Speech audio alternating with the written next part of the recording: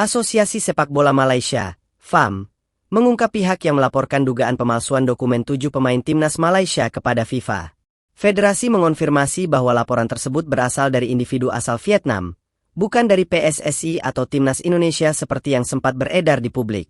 Wakil Presiden FAM, Datuk S. Sifa Sundaram, menjelaskan bahwa laporan terhadap 7 pemain naturalisasi disampaikan oleh pihak luar setelah pertandingan kualifikasi Piala Asia 2027 antara Malaysia dan Vietnam pada Juni lalu.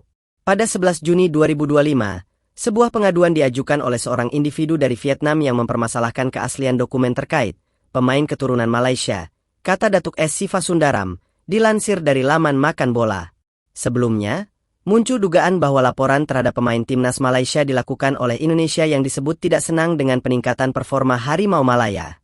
Kendati demikian, Asosiasi Sepak Bola Malaysia telah memastikan tuduhan itu tidak benar.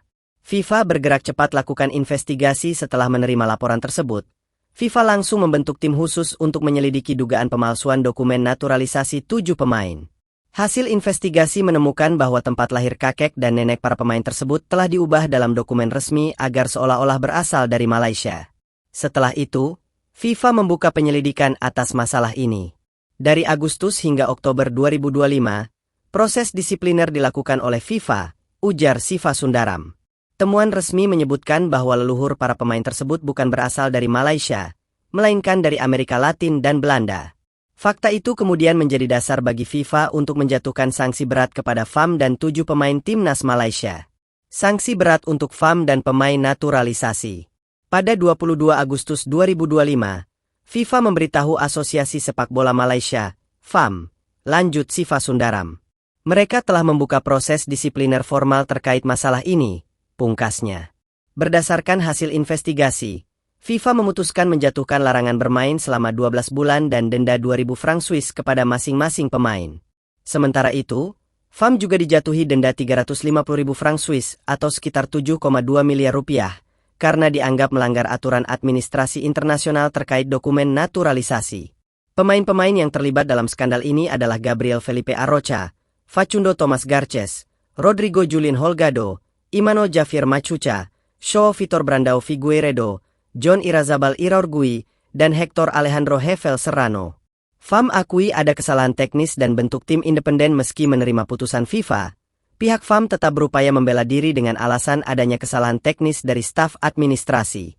Federasi mengklaim proses penyerahan dokumen dilakukan sesuai data yang dimiliki tanpa niat manipulatif.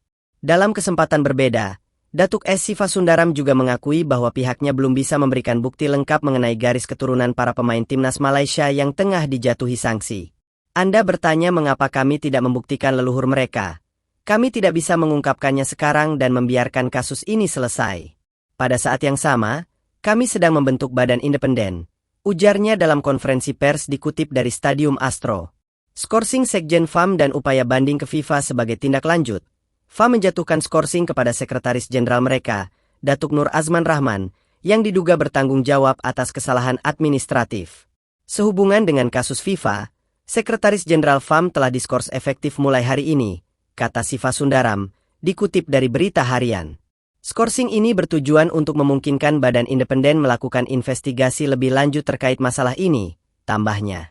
Presiden FAM, Datuk Yusof Mahadi, menegaskan, pihaknya telah mengajukan banding resmi ke FIFA sebelum batas waktu berakhir pada Rabu 15 Oktober waktu setempat.